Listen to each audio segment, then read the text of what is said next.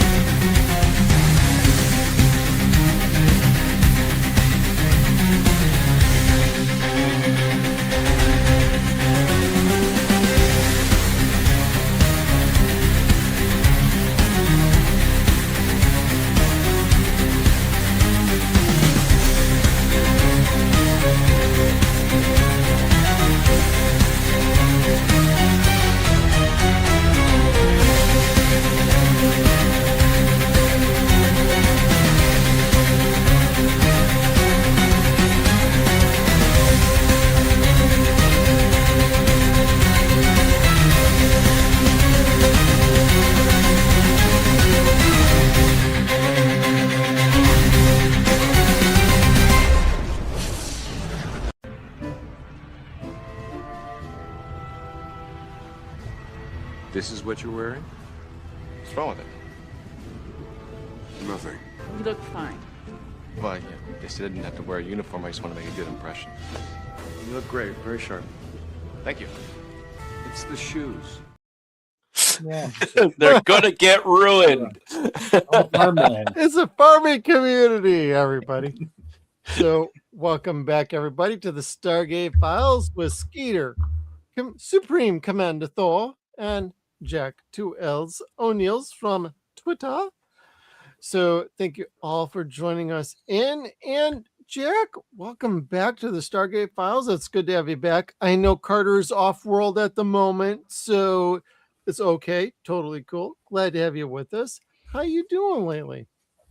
We're doing good. Just got done with obviously the Christmas spirit and the recovering from having that spear in my shoulder, also called the flu, that I know that every Stargate a frame has going right now. That felt like what it was. It felt like the flu that I had over the course of at least a week. So it's still recovering from that, but it was a wonderful time and happy to be back and talking about Stargate, especially since it's 2 episodes that both include really vicious villains. And I think the Ashen are the second scariest villain in these 2 episodes. Yeah, we got 2 advanced civilizations that don't want to do nothing with us and also want to do something with us, and it's not in the good way either way. So we get screwed over in 2 episodes back to back, basically. Yeah. Hey, you want advanced equipment? Oh, we're gonna try and kill you first. Dude, watching these 2 episodes back to back just super quick was like super crazy. Watching like the Tolan being like, yeah, we're gonna give you everything just so we could screw you over, and then the Ashen, oh yeah, we're gonna give you everything so we could screw you over in the future, but you already kind of did that to us, and so we're gonna triple back on that. And Thor, how you doing lately, buddy? What you working on next on X with your every Stargater frame in order? Well, over on my account on X, we are working on Message in a Bottle. Good one. We are about 730 frames in. Jack has this. This episode's a little bit easy on him. All he's got to do is sit around and get pinned to a wall. Doesn't have to move around too much. Yeah. No jumping, no action. Everybody else has to save the day on this one. Not a problem. And how about you, Skeeter? What you got going on over there, brother? Well, I was talking before the show started about how some certain guy named like Mayborn, I got some deals.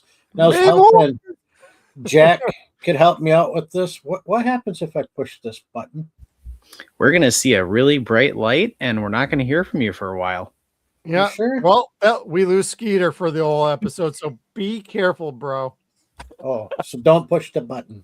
Don't push the button. So, but yeah, it came with a nice little stand. It says gold shock grenade. So this is my latest print for everybody. That looks awesome. That one, by the way? Did you send me that one, by the way? Yes, I did, and I recolored I have it. to check my emails. This thing was just solid blue for some reason. So I had to color in, get all the lines filled in here. That's roll really this nice. up. Yeah, you go full screen for that. There. Yeah, and it's looks a little weird here because I could put a light inside to light it up. Oh, So I see. I got a little clicker to put the light in so I could click it to turn it on and off. So you have to insert something to turn it on. Gotcha. I think you might need to put some tannerite in there, and then you can have a lot of fun with it glowing. There you go. Jack's got the right idea. Yeah, that's easy access for me. But yeah, I'm working on another project. It's going to take quite some time. It's not a huge project, but it's going to be 2 steps because another one I'm going to put electronics in. Here's your hint to everybody. So that's part of it.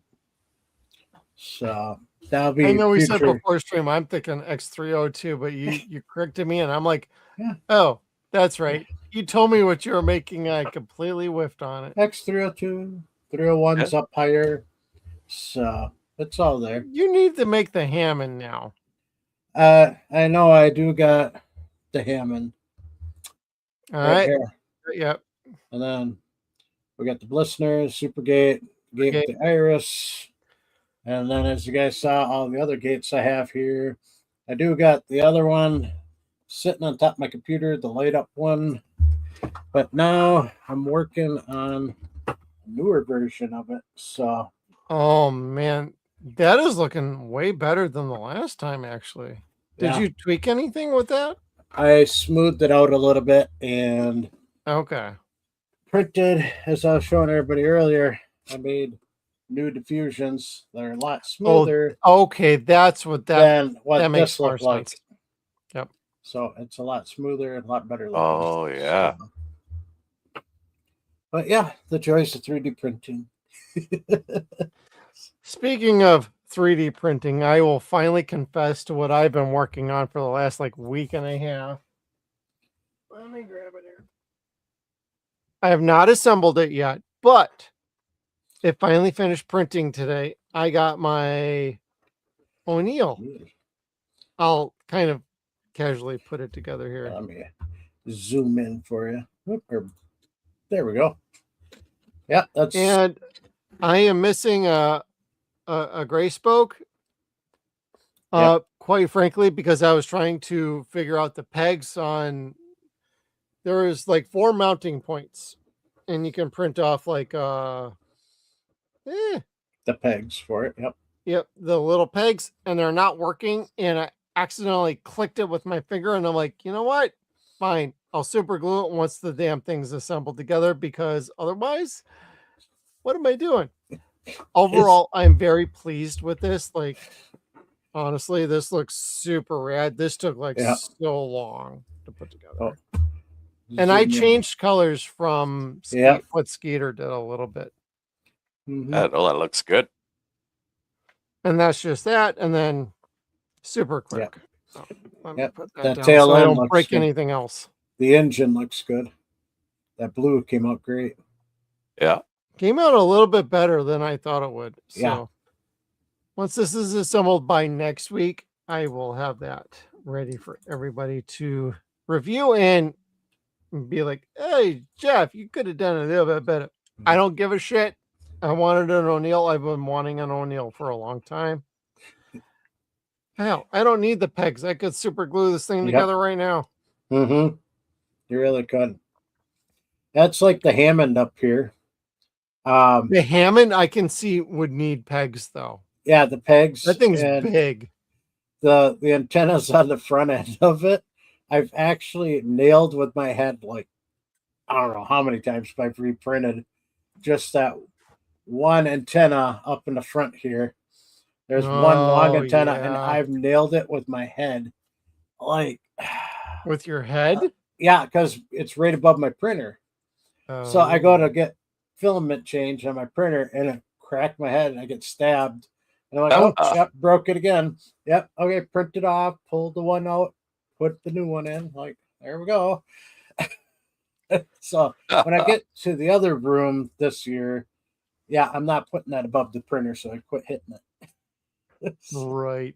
Yeah, my next print job, just full disclosure, everybody, like, because I got this printer and I printed off a few things, like I got a Dread 2012 log giver over here. I'm not quite done with yet.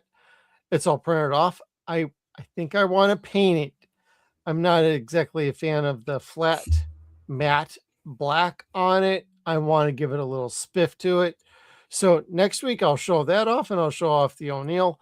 But my wife has asked that I print off the Mist. So if you're a fan of cyan, she wants the Mist Island printed off. And I found it on Thingiverse.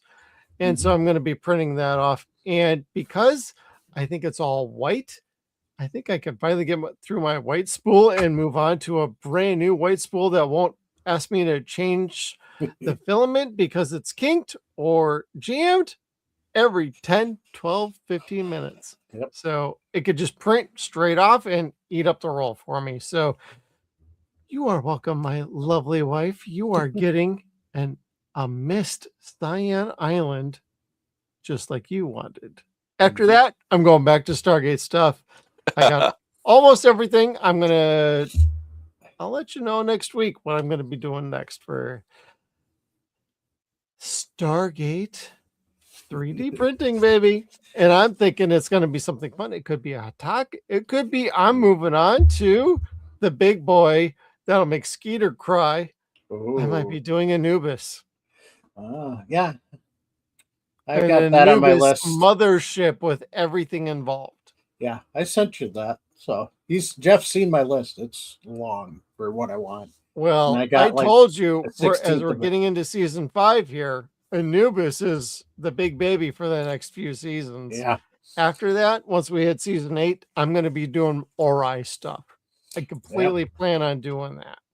Same. So we're going to adjust to our schedule as they come up. And also, everybody, if you are a Stargate Atlantis fan, we are going to be getting to you soon. Yep. We are figuring out our schedule because after season 6, we kind of have to gear up for Atlantis a little bit. Mm-hmm. So we're going to see what we need to do. And Thor, if your buddy wants to join us for Atlantis, please let us know. And Jack, you bet. We know you show up once or twice on Atlantis with your wife. You would be invited as well. Well, Atlantis is actually Carter's preferred of the 2 series. Really? Controversially, yes. She likes it. Because she took the lead in this season? Yeah, she was in charge on there. Yeah, she was the boss. No. Mm-hmm. Yep. That's totally cool by me. Atlantis. But, what's that, Skeeter? Well, I got my Atlantis sitting there. It's not lit up, but it's there. Well, it says fully lit up. We expect pictures, bro, or it didn't happen. I did send pictures of Atlantis all lit up. Remember? After I once printed it's it off. fully done. Oh, Atlantis is done. Oh, it is done. Yeah. So I thought you were still working on that. I'm sorry. Kind of. I'm making the little accessories like the miniature ships and that. Here, hold on. Yeah, the mini ships will take freaking forever, dude. Yeah, here, I'll grab one. I was looking at that with the Anubis mothership and everything. I'm like, oh my god, that's gonna take me like 5 months to print off. But Well, he's getting that together for us. We only got like one little headline to prop up before we get into There we our go. episodes, everybody. So stay Yeah. tuned. Ooh. Oh, This- we did the Destiny mini. Yeah, this sits right on like one pad, like partial of it. But this one, Is that appropriate to scale though? Because I thought the Destiny Yes. was a little bit bigger. yes and no. So Okay. it's appropriate to scale to fit on that model. As you can see, it's got a little pad to hook on too. Wow, that's But- really good, actually. You can see Yeah, I look colored at it too. Detail Holy on crap, that. dude. I did this to match up Master Replica. Okay, you know what? Nice. Send that one to me. I'm printing Yeah. it off before I get to Mist Island. Yeah, it's for small, the but I wife. want to build the big one. So, but, Oh, yeah, like from Martin. yeah. Oh, So- Martin's got a really great one, but I'm not sure about the colors on it though. No, the colors are off. You always got to change because he does the colors he likes. Now the other Martin, I see that. Yeah. we're talking about Martin Taschel, who's out of the Ukraine. I think he's out of Ukraine. I might be wrong. Ish. Yeah, ish area. And he makes a lot of the prints that I make, like the gate spec here. You did an Ori gate too. I want to make it. I'm gonna I- wait on that. I'm waiting on that one too. Blissner, the Ham, like Yep. all the ships, they're great done. Like look perfect, but his coloring is off. I found that out.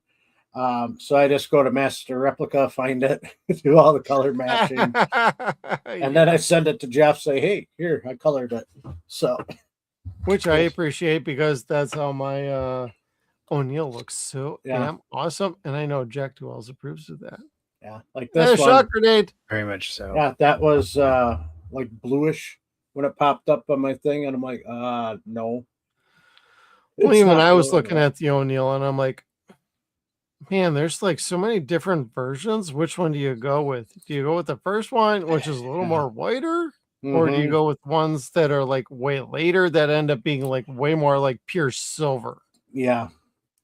or And slash that's what I did metal with metallic mine. gray? And I'm like, I think I like Skeeter's idea, so I just adjusted a color or two based on what I had.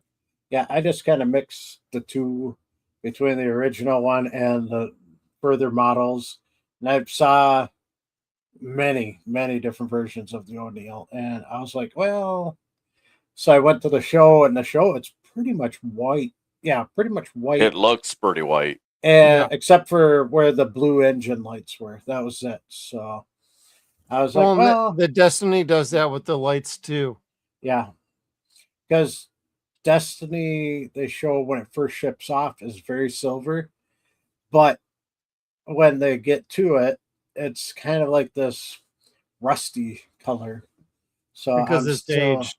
Yeah, and it's beaten up, and it's like, okay, which one do I want? I'm like, kind of want to do the aged one like it was in the show compared to fresh off, being sent out. Well, and last week we highlighted Venture Pictures on YouTube and how they did Destiny and like Mhm. how it looked like millions of years Years ago ago. when they first created the damn thing. I was like, Yeah. well, that's actually pretty cool. However, that is Yeah. not how it looked like into the show because No. it's totally aged. It and looked through more a like bunch of this, where it was galaxies, very shiny but, bro, that and looks so had cool. very I little kinda- bit of color. I want that one. You better send I'll that send to it. me. Okay. Oh my god. But I don't think we have much for like news or headlines. I know with the brand new show going on right now, they are just now starting to all kind of migrate to Mhm. Los Angeles right now. So Malozzi and the whole rest of the crew, Jarrow, all of them, Yeah. they're all kind of like getting their stuff together in the next week or so. So every so often we'll get some news. We'll do some videos. We'll do some highlights, but we'll also talk about it on this show. Mhm. Yeah, but as far as headlines go, nothing really going on. But there is one little thing I wanted to highlight from Twitter, Mr. X. I just got to share this screen from Mr. Mhm. Duff Kaka. he shared something from Oh. 2004, which is Yeah. fantastic. Yeah. You can't find this on home video. Can't find this on streaming anywhere unless you are somebody like him or somebody like me who has VHS tapes from shit from like 25, 30 years ago. I have a sci-fi channel documentary on Quantum Leap that you can't find anywhere. I'm trying to find the damn VHS tape so I could digitize it, put it up on YouTube. I don't give a shit about it being monetized. I just want everybody to see it because I thought it was damn great. I got some stuff too, and this just reconfirms that I want to do the same thing. But this was an award-winning 2004 video, everybody. And I'm going to go maximize, and we're going to play this thing. All right. Hello. My name is Peter Evangelados. I play Thor on the hit series Stargate SG-1, you know. I would like to thank the fans of science fiction in general, and especially the fans of space, time, space, that burning sensation. You with hemorrhoids, you know what I mean. Is there any inner voice that would like to say something to me? No. Ah, my inner voices, they sound like tiny little farts. Hello. My name. I'm sorry. That is not my accent. I'm sorry. I don't know. It's pretty close. Just seeing Jack Carter and like Teal'c just like kind of cracking up next to him was like, that was fantastic. And with Teal'c's haircut, you know what season that's in. We're totally past like season 7 at that point. That probably should have been the voiceover Daniel Jackson, because I think that was just that would have been awesome, dude. Perfect. Or it would have been funny if, occasionally there's, another Asgard that comes in, and maybe it's like the Mexican cousin or something with that accent that comes in. It's like, hey, how do we show your green card, alien Thor. It's funny you say that, because one of our episodes, we got a guy who did play an Asgard High Council. Oh,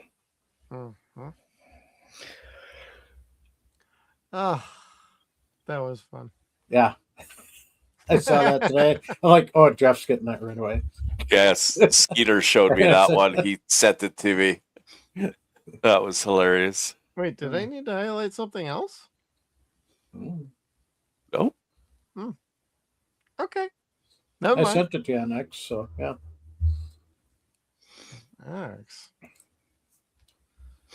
You gonna make me check now while we're live? No, you don't have to. Fine. You little bitch. Yeah, you it's must bad be enough I didn't shave this from week. like from the other galaxy. Well, on that note, it's always a good time to hop on over to some fun episodes, everybody. We got Between Two Worlds. And in this one, as long as my internet loads, the Tolan offer Earth an advanced weapons technology, prompting a secret investigation of Tolana, one that leads to a startling discovery. And oh my God, if you like the Tolans, they go on after this episode, everybody. Who likes the Tolans? Like, rightfully so. really? What have they ever done for us? Nothing. That's what. Boy, Jack and like Thor are like on par with this one, man. Like, bro. But I gotta say, before we really get into the things we like, things we don't like, blah blah blah blah blah. Welcome to Stargate Files. This is what we do around here. I gotta say, this is a really good conclusion to the Tolan trilogy as far as I'm concerned. I know it's more than 3 episodes, but like, if we had gotten like our main dude back, who was firmly, Tobin Belt was firmly in the Saw franchise at this point, and was probably like, you can't pay my rate. Yeah. It's probably how they He probably wanted to, but his agent was like, "No, you don't." At least they gave his character a little bit of closure, and it was enjoyable to an extent. But we did get the end of the Tolans. Like, man, Jack, gotta start with you. What are some of your favorite parts about this episode? And is it the end of the Tolan? When they all died. Yep, That's my I knew favorite it. part. I have maybe some controversial opinions. I think on X I had a post where I said that they were the worst. They were the Tolan are actually the biggest enemy to Earth. And I'm not lying about that. I actually do, and maybe a little bit of hyperbole there, but I actually do think they're one of the worst because, first of all, let's remember that we saved them. That's the whole relationship started with. We saved your ass. And of course, yes, Mayborn wanted to do experiments on them. In hindsight, we probably should have let him, but we ultimately did the quote right thing and let them go and go back to their planet and everything like that. And then even when, again, Mayborn is stealing stuff and we help them figure out who it is and get their stuff back, what do they reward us with? Oh, a good old pat on the back there. And then the best part too is that after all of this, when they finally suddenly can't be the goody little two shoes pacifists isolationists anymore because their lone ion cannon suddenly is not good anymore, they completely chicken out immediately. And the worst part is when you rewatch this episode, their primary reason not to share technology with us is, what is it? Oh, you might destroy yourselves. And it's like, yeah, assholes, we're about to be destroyed anyway. So what's the big deal? Either we destroy ourselves or we get destroyed. It's like saying, well, I couldn't possibly hand you a loaded gun when you have a loaded gun to your head. It's like, okay, what's 2 guns versus 1 gun? What's the big deal there? At least maybe I can fight back. Oh, you want 50 guns now? Okay, done. Yeah, and then exactly, like 50 guns. But I do appreciate how incompetent they are, that somehow they didn't think this would throw up some red flags when you're like, no, we're never going to give you a gun. And then they're like, shit, let's give you 50 of them. And like, but they're not going to do any good because we built phase bombs that'll just pass right through your through your you have an iris. Oh my iris God, and give them an attack. blow up. Oh man! Good riddance. They are the worst enemy because they feigned. They did the worst of all worlds. They were arrogant. They thought they were better than you. They didn't help the galaxy when they did have an advantage. And then once they lost the advantage, they immediately chickened out and were willing to blow everyone up, including the only people that would actually win the war. That is textbook, definitionally, not only a bad ally, but actually an enemy. We would have been better off nuking them on day one. We never should have saved their ass, is my opinion, from day one. Mayborn was actually right. Don't let him hear those words, but he was actually right. We should have just experimented on them and taken their technology because we didn't get anything out of it, and we almost lost everything. Almost got blown up with a technology that, remind you, Anubis didn't have. But he then they were going to give it to him. Exactly. He didn't have this technology. This was apparently beyond his ability to get. Yet these chicken shits were willing to give that technology to him with a bomb and do all the testing. And then there's no reason to think that they would have said no and not blown up Earth. She never said yes, but they'd done everything up to this point, and essentially she had her hand forced. So there's no reason to think that she would have suddenly grown a backbone at this point. So they are, even though the Ashen are very scary and terrifying, I still maintain that, maybe controversially, the Tolan are worse. Well, and even when Skara crash landed on their planet, they held a trial for a Gould. Yeah.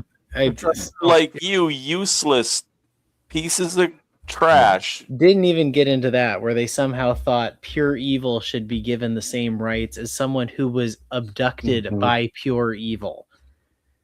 Like, there are a lot of political metaphors in here that one could get into that we're not going to do for right now, but it is truly the example of just,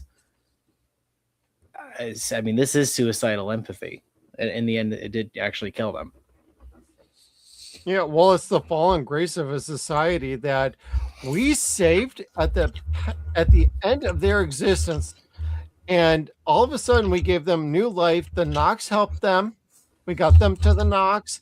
They couldn't even save their ass, and all of a sudden they're crawling around here at the very, very, very end. With I like Garnwood Sanford, but like, bro, like, dude, you were scrolling around this whole episode like a little bitch. I'm sorry.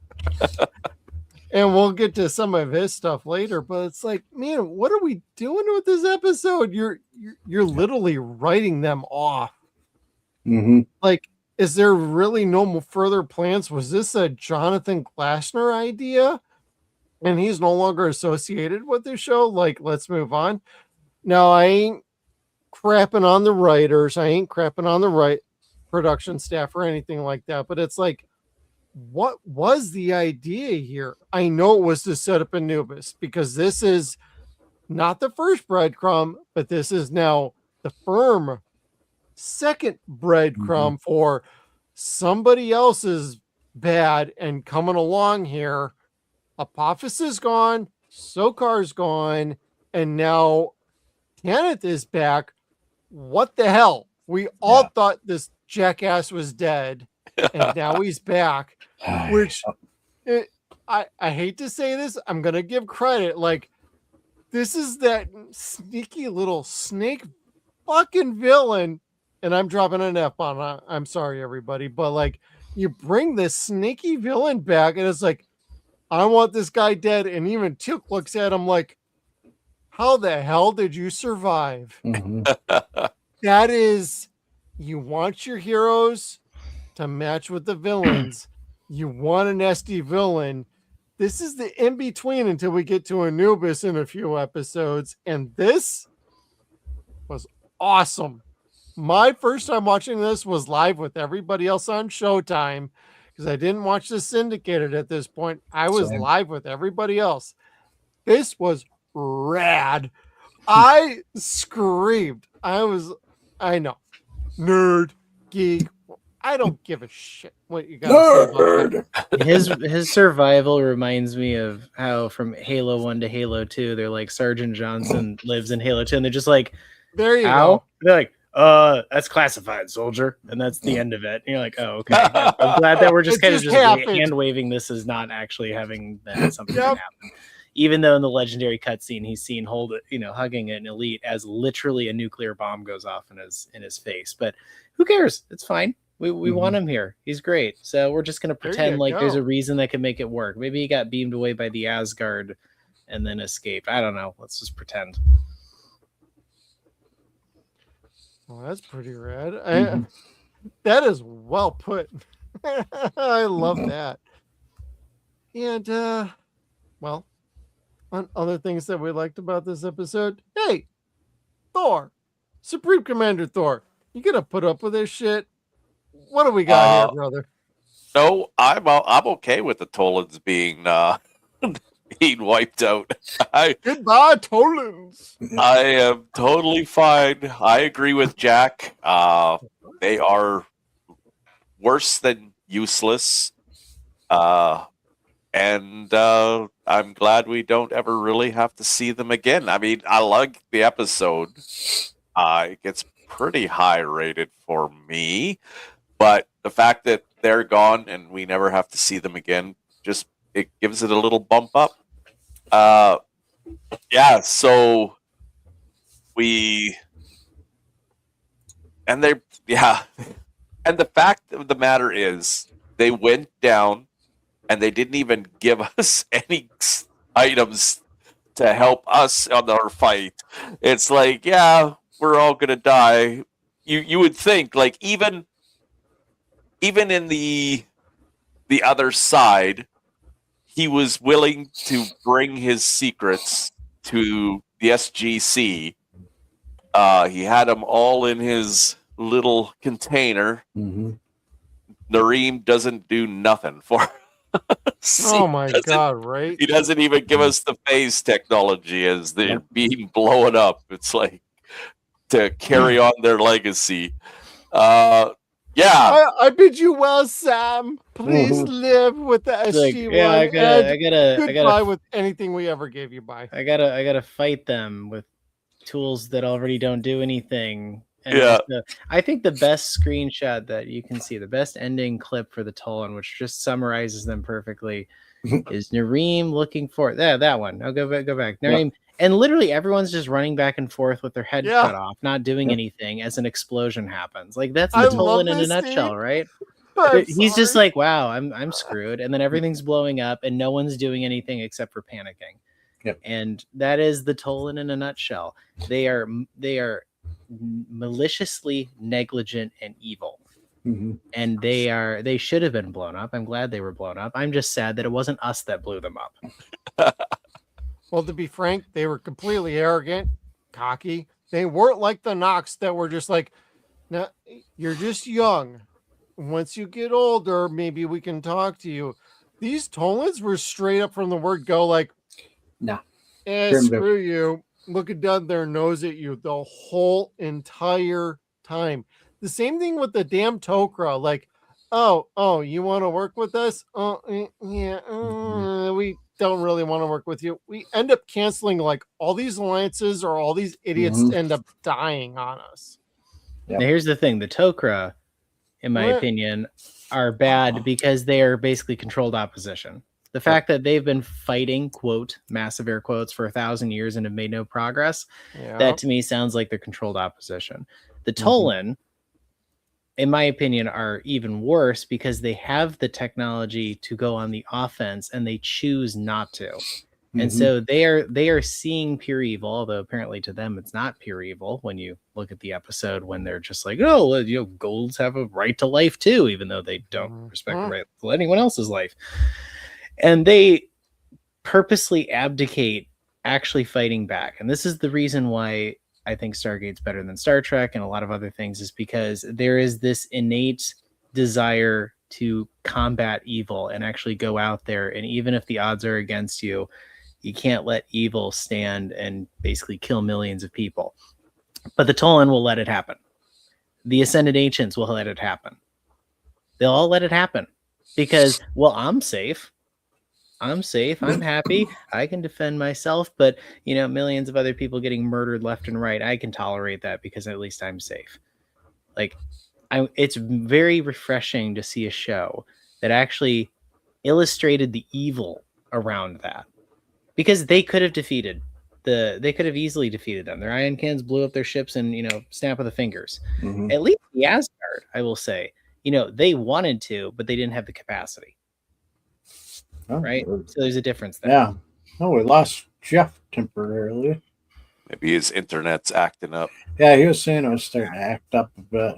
So, yeah, I can't even show his photos. They went away too. But that scene with Nareem sitting there, I've been hanging out around Kevin Smith on Deadwire Live too much. I saw that today, and all I could think in my head was, where will you be when diarrhea hits? So, what the hell did I just come back to? No, we were talking about that last slide. I said I've been hanging around Kevin on Deadwire Live too much because I saw that. And the first thing in my mind, where will you be when diarrhea hits? Because everybody's running. He's standing still like, oh, I'm going to crap myself.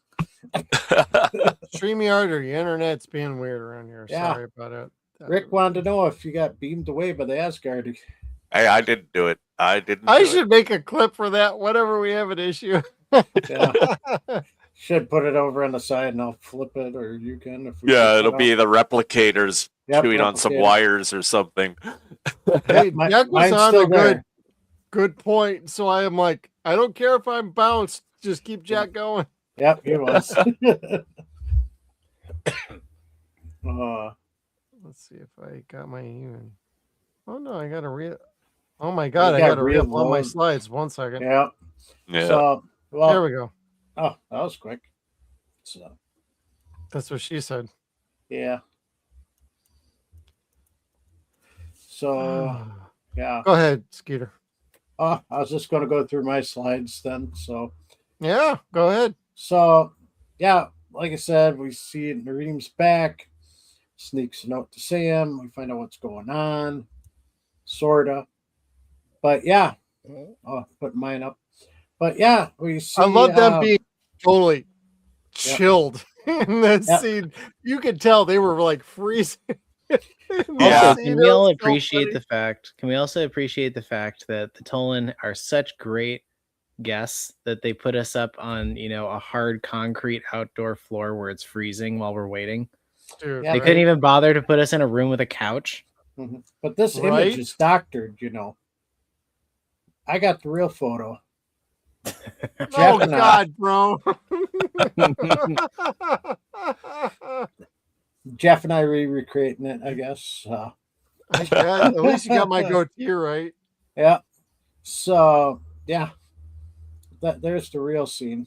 I want that coat though. But then, yeah, teal'c asking you, Jack, to hold his hand as you guys go through the wall It together. was a wonderful moment. Heartwarming. I have that as one of my clips. And yeah, the Gould, when they go out, man, they want as many bombs as possible. This was only part of that room, and it's huge. Yeah, but then we see it near the end, the complex, it's like half the size of this. So either this is really far underground or something, because there's a lot of space and a lot of bombs. So, but then, yeah. Then we find out Chancellor's been making weapons for the Gould, and when he starts walking out, the first thing that came to my mind was, "Who's that Gould?" So, yeah. Boy, when he strolled out though, the first time I watched this, I'm like, oh no, you did not bring this jackass back. That's what I thought too. I was like, no. How He the doesn't heck did he last. get away? Yeah, he doesn't last too many more episodes. He gets And he his says how he got out. comeuppance. Yeah, But it And was explained at the beginning of the season, like there was an escape shuttle that escaped Yeah. from the solar system. So it's not like this did not come out of freaking nowhere. This Yeah, but- was explained. Did he say it was a ship or an escape pod? It was an Escape escape pod. Escape pod. What escape pod has hyperdrive to get away from a sun? Okay, One that's in Shut an up. attack. not making sense. That He then I rode the did not blast like a wave. Yeah, he Yep. surfed the blast. Or because we know Anubis, maybe he was waiting outside the solar system and Could picked his be. ass up and been like, I've been waiting for a jackass like you to Yep. become my next slave. Yeah, the other thing my slide disappeared on it. Did What was it? Mareem have a cat? No. Schrodinger. Oh yeah, Schrodinger? Schrodinger. Yeah. Schrodinger's not in any of the scenes. What did he do? to that Schrodinger poor cat? died. didn't Oh know how no. That one dead Also- pussy. I'm going to say that too before we get to it. Did not like that they killed off the cat. Nareem didn't know how to take care of a cat. That's pretty bad. But he did make Samantha Carter's voice the voice of his home. Yeah. That was a little creepy. Beyond creepy. Yes, it was. Yeah, that's what I have also here. Was that? Yeah, that was creepy. So, but that's what I But had Carter for- kind of played it off like, oh, that's kind of cute. Like, no, girl, don't do that. yeah. But that's what I had for my scenes. This is one of these episodes that always upsets me because it's like, Tolan again. So But at the end, it's like, no Yeah. more Tolan. yeah, no more. This is the last time we have to see them. Yes. Pretty much. Now, Thor, just to be on the safe side, was there anything else you liked about this one before we start moving I on? did like the whole mystery element of it. They find out that Omak was murdered. And that's, Mhm. in a society where murder rarely takes place, I think there was a good chance that Omak should have been murdered because he was such an arrogant. Oh, he was the worst. He was the worst of them all. It's not surprising to me. The other members of the Curia are like, Yeah, we'll do it. Yeah, he gone now. We could talk now. Yeah. Yeah, the mystery part was good. The Jack and Sam scenes were awesome. They really played well off each other this whole episode. Right. That scene with them sitting, I wanted to clip that whole scene with them sitting outside talking, but it was way too long, so I only grabbed a little part of it. I tried too, and I couldn't make it work. I know. Yeah, there was a lot of good scenes where I just I had to cut it short. I hate it when I have to cut it short, but that's you just can't have 30-second. We're going to start getting DMCA'd. Yeah. Yeah. But yeah, like the whole mystery, them finding out that like us having just one ion cannon is going to cause all kinds of problems. We need like 50 of them. Yeah, we're going to need a few extra. 38 plus extras. Yeah.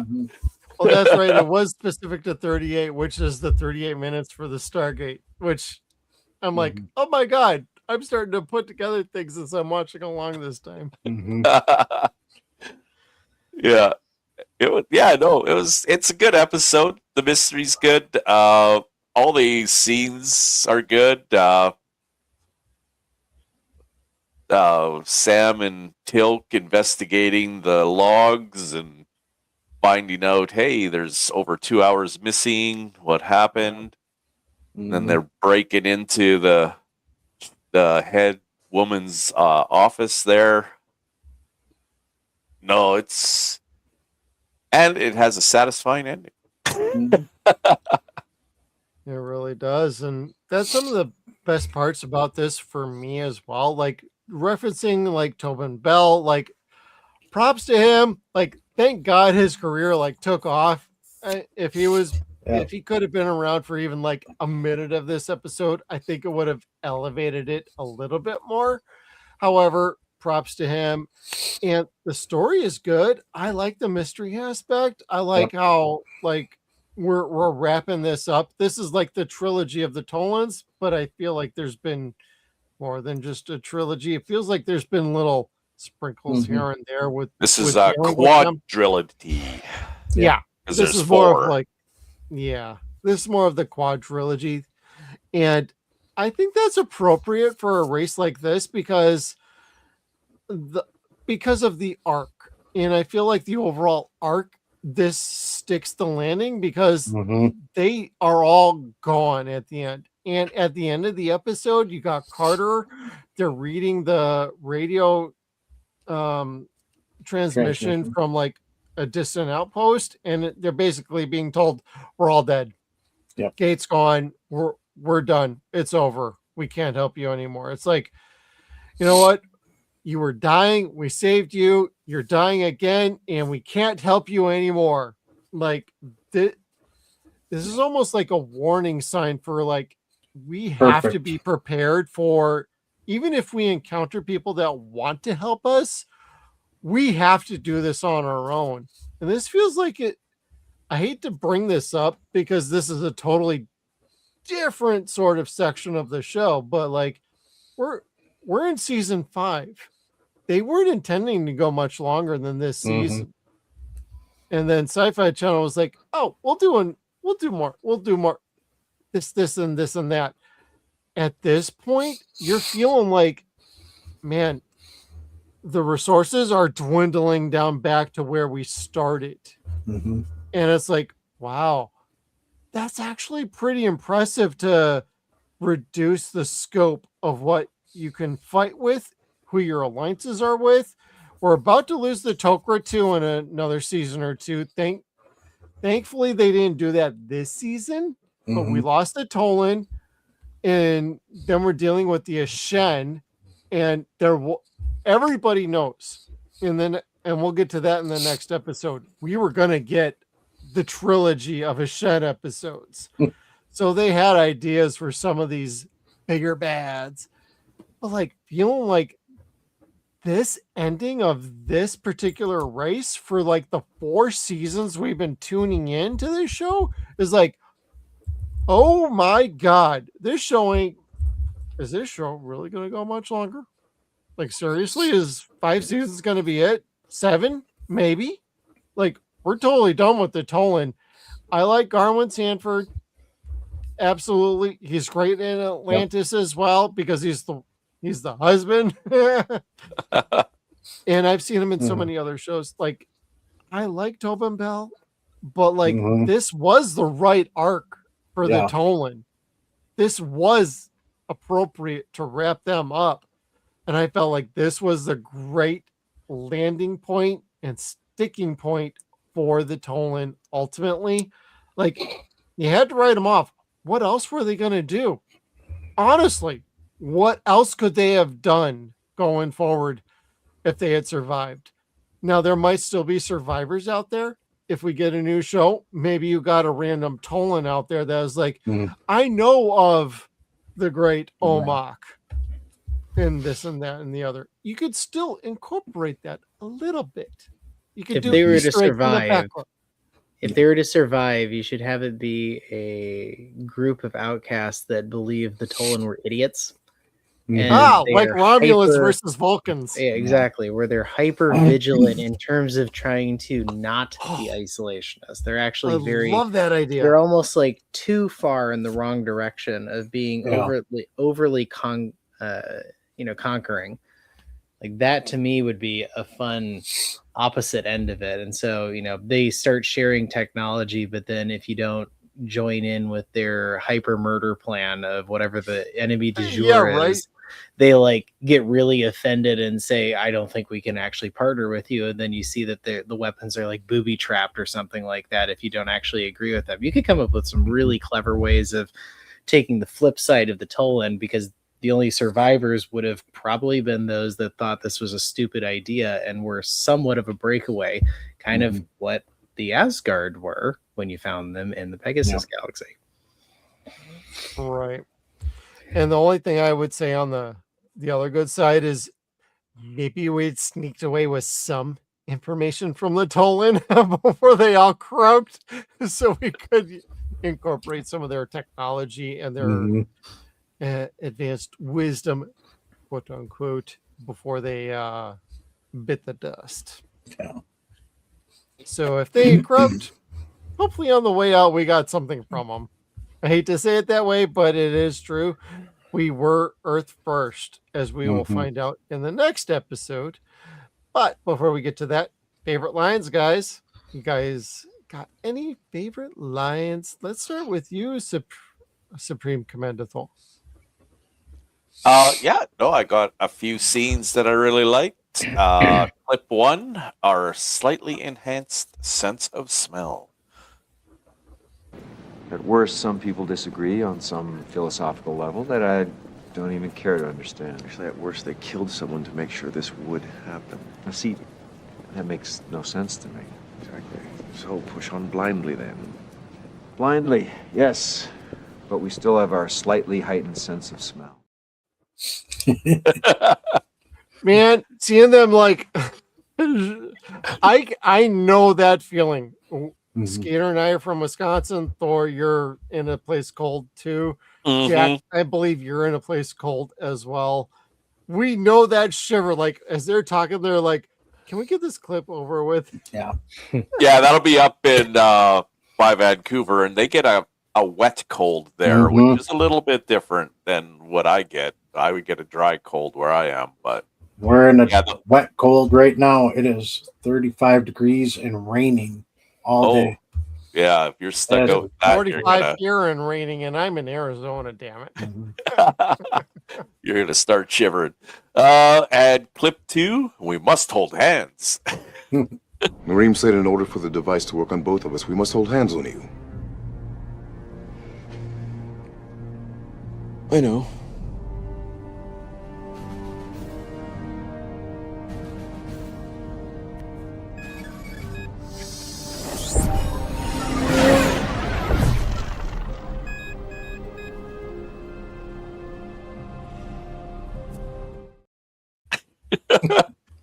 Dude, that cracks me up. The first Yeah. when I rewatch it, I'm like, I did not remember that like at all. Like it's just shows that Teal'c is still an alien. He doesn't understand male behavior amongst humans. You generally don't be holding hands. And clip 3 is back up. Back up to that Gould bargain part. The Toll and Curia have made a deal with a Goa'uld. His name is Tanith. Easy, big fella. Love that scene. He's like, That I is got one a of my chance to kill lines, him? too, but that is fantastic because Teal'c is like, what the fuck is going on? I'm going to kill him myself. Yeah. Permanently. Now, And those are mine. Jack, 2 L's. You got any favorite lines in this? My favorite lines are when you do the drinking game of the number of times that Nareem says, well, that's not possible. Yeah. Oh, Dead in that's a about good 30 one. minutes. Oh, That's not possible. that was going to be in I my. started that, I would have Idiot. been like, long gone. Yeah. Well, it's not possible. We have rules. It's like, yeah, good luck. Yeah, 7 times in the episode. Yep.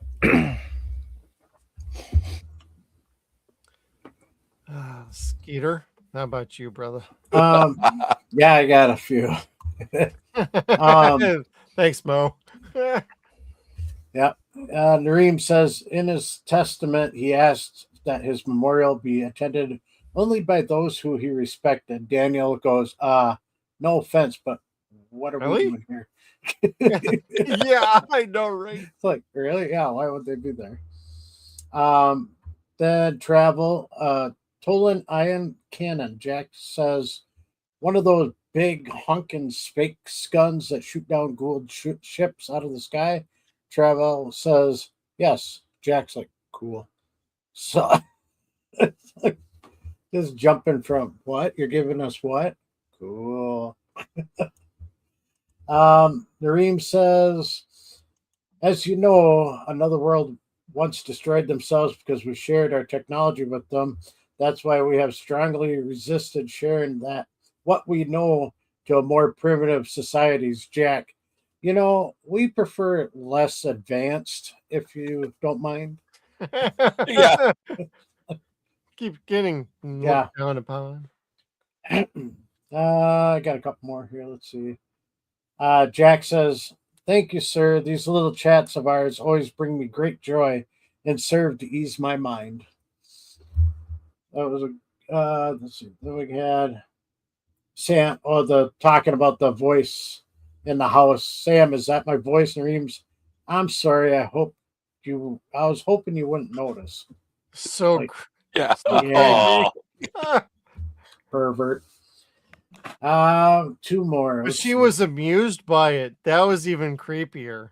Yeah. Wait a minute. Actually, one more. We already covered holding hands. Nareem. I'll hold your hand, Skeeter. When they grabbed him and pulled him into the bushes, Nareem's like, how did you find me? Jack, you're the one wearing gray. Yeah, that's true. That's what I had for lines. And I only got 1 myself. Hey, you knew him.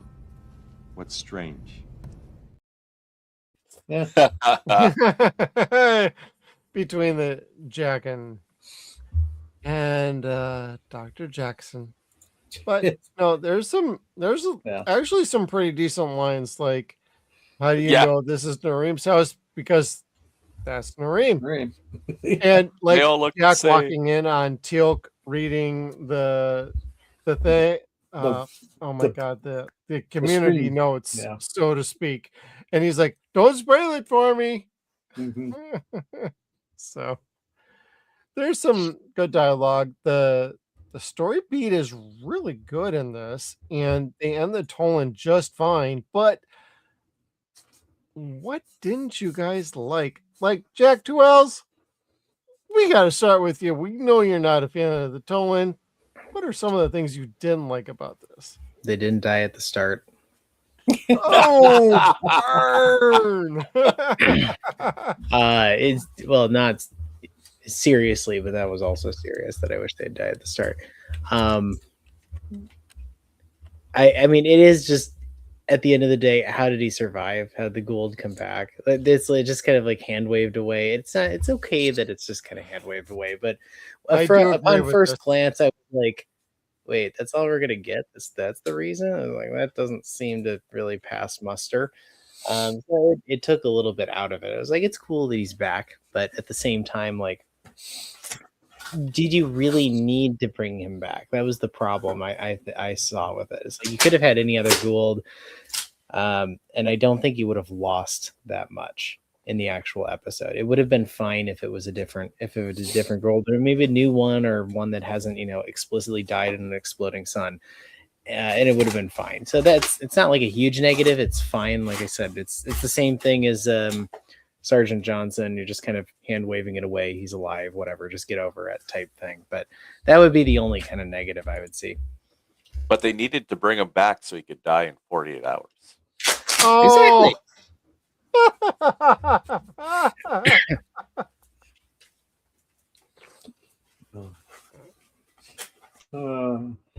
Oh, you're killing me. Damn it. Skeeter, you better take over. I'm about to start cracking over here. Oh, crap. I forgot where we were, but things we didn't like. Yeah, things we didn't like. Thor, you went, right? And the one I didn't like, there's a couple of things, actually. One, where'd the cat go? Yeah. Two, yeah, how did Tanith get an escape pod away from a star supernovae? And then there is a little scene when they're walking up to where the building was holding all the bombs. And if you watch the skyline, it's on a 3-second loop. You see the clouds moving, also boop. Then they move. I did not notice that. And it kept going like that. And I'm like, are you serious? Oh, no, I'm going to have to go back and watch this now. Yeah, the clouds just kept going. Bloop, crap. Bloop, like moving. I'm like, unbelievable. So that was just a little nitpick. But yeah, no cat. How did that escape pod get away? That kind of bothered me. But that's what I had. So now Jeff's making notes to go watch that scene, see the clouds bouncing back and forth. I didn't even know. It is I didn't notice it either. Yeah. It's a little section at the top of the screen. I just happened to like, wait a minute, did it glitch? And I'm like, oh no, it did glitch. Don't and I tell me rewound this. watching. I'm like, holy crap! I watched this show like 10 times. I've never noticed this. True documentarians, the truest of true documentarians are the ones that notice clouds repeating every 3 seconds in one scene. So yes, shut up, Jack. No, I'm kidding. I didn't notice it either. That's like top 1% levels. Yeah, I find little stuff, but that's my thing. I need to make a little thing. Nerd alert. Yeah. Impressive considering you're watching like 2 other things at the same time as this. Yeah, I mean, I'm watching, let's see, Sequest. I'm watching Doom Patrol. I'm watching like you're Mad watching Men, and I'm watching like 2 other shows. It's like I'm watching 5 shows at once here. So, oh man, well. To cycle it back to this particular episode, things that were a drawback for, like, say, me, things that have been talked about already, like, how did Tanith really survive? But at the same time, that was a great surprise. Mm-hmm. Out of freaking nowhere. And that was a good, like, oh no, that jackass needs to die at some point. Come on. His death needs to be epic, and it needs to be even bigger now. And to be honest with you all, as much as I've seen this show, I do not remember how he dies at this point. I do not. So I think when he does, it's going to Yeah. be even sweeter for me because I've rewatched this show like 10 times since it aired. So that's 11 times total. I do not remember how he dies. That being said, I got some issues with like basically Tanith, how he comes around, how the Tolan couldn't defeat his ass unless Tanith had some sort of technology. Like they didn't explain that at all. Like, oh, we shot cannons at him. Oh, he lived. How? Oh, the shields were enhanced on his attack. Still not fully explained though. It's just, oh, enhanced shields. Well, how? The Tolan are like supposedly this advanced civilization. They can't figure this stuff out in like a couple of hours. I know, just right? Like They if they're couldn't- this advanced, they can't figure stuff out on the fly. Like, come on, Like, let's oh, go. Just gotta adjust the frequency here, and oh, now it's going through. So, Just saying. Otherwise, where's the cat? I'm a big cat person. Like, where's the kitty? Love the kitty. Bro, Where's the you kitty? do not bring a pussy onto this show without naming it. this is Here. Mimsy. So this is Mimsy, our cat. She's That almost looks like our 10. Georgie outside, So- one of our strays. So But it also looks, the female version of your Georgie is the one we've had a little vet issue with the last little bit. So, but our little vet issue is relatively resolved. High blood pressure for an 11-year-old kitty girl, but she is a sweetheart and everything's fine. yeah, Nobody Mimsy's knows just- about that. So if you are Stargate fans out there and you're like, what the hell is Jeff talking about? We had a little kitty scare about a week ago.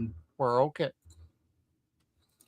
So no worries. Thanks, Rick. And hi, Mimsy. Yes. Yeah, she was. I thought it was thunder, and I'm like, what the heck? And I heard she was clawing at the door to try to get in. So she's attention needy. Yeah. But other than a little pussy party for this episode, what do you guys got for scores? Because I don't have that much bad to say about it. I just had a couple like kind of nitpicks after watching this so many times. I never skip this one. It's a great episode. But let's start with you, Jack 2L's O'Neill's. What do you got for a score on this one? I feel like it'd be a 7 or 8, but because the Tolan died, it's a 12. Boom! I told you guys last week The score record. He would rate it pretty high. Yep. And if I have to max out at 10, I will still push you to an 11. No, you Perfect. can You're go good. 12. No, Yeah. Before we go on to Thor here, what would Carter possibly rate this? Do you think she'd be in line with you, or do you think she'd be a little bit more? I don't know if she scale? hates the Tolan nearly as much as I do, but Ooh. this one would be up her alley. I don't know if it would be her favorite one, but it would be a good one. I think it's 7. Yeah, that's fine. Walter was in it, Rick. He's at the end instead of at the beginning. Yes, he of the was. episode. He's usually at the beginning of an episode, but He this is time he only was in the at the next end. one, though. Oh yeah, he is a big time player in 2001. Big time. As big time as a technical sergeant could be. Yeah. He was more recurring than most of the recurring characters I have know. ever been in an episode in the next one. Skeeter. This is, yeah, tough one. It's like I like it, but I don't care for the Tolan that much. But I was happy to see they got their just due. So I'd have to say it's 6.5. Wow, that's a little lower than I thought I you know. were gonna give it. I mean, it's okay, but it's not. Do you have a Walter bump in there or something? That's the half point. Ooh. Wow. I'll say. Well, actually, I'll give it one more point because we're done with the Tolan. So. Well, yeah, this is literally it for them. Mm-hmm. So it'll be a 7.5. I'm gonna give it about an 8. I think it's really good. It's a good exclamation point on the Tolan. I do wish Tolan Bell was involved with this Me too. episode. That would have brought it up at least a point or two Yeah. for me to be like at least a flashback of some sort where with him dying or something. Otherwise, it was just mostly him in a flashback, like in the first like minute. So I feel like that was kind of a missed thing. I would have just paid the man. I would have taken off some of the special effects budget and just paid the man to get him in for like one day. This could have been a 2-parter for the mid-season break, honestly. Yeah. That's what I think about this episode. Like, it's good. I really like it. It felt like it could have been spread out and done a little bit better and given a real punchline to the Tolan. 1 episode was really good. 2 would have been like, oh shit, they really nailed the Tolan with this one, especially with the Tanith reveal and the tease of Anubis coming up. So that being aside, like no Schrodinger's cat, I'm gonna give this what did I say already? 7.5? 8. 8. 8. Yeah, I'll stick with an 8. I'm going between 7.5 to an 8. I give it an 8. Performances are awesome. Pacing of the episode's great. I feel like this is a really good episode that could have gone a step above and beyond. It could have been a great 2-parter, is my opinion. Because if you're going to do this with a Tok'ra, do this with a Tolan if they're on the way out. Because if you're done with the Tolan after this, 2 episodes, be done. Gone. Bye. So, and Gate World's fan rating on this is an 8.93. Whoa. And Darren rated this as a 3.5 out of 4 stars. So we're all kind of a, well, the fan rating's a little higher than us, but see, every fan wanted to see the Tolan dead. Yeah. It's They not that understand it. controversial. People are right. this is very true. It's very true. Get him out of here. Get him out of here. And before we move on over to the next episode, gonna go through the slides real quick. Ooh, that was a good gunshot right there. Yeah. Area hits. Hey, Skeeter, 3D print this. Yeah.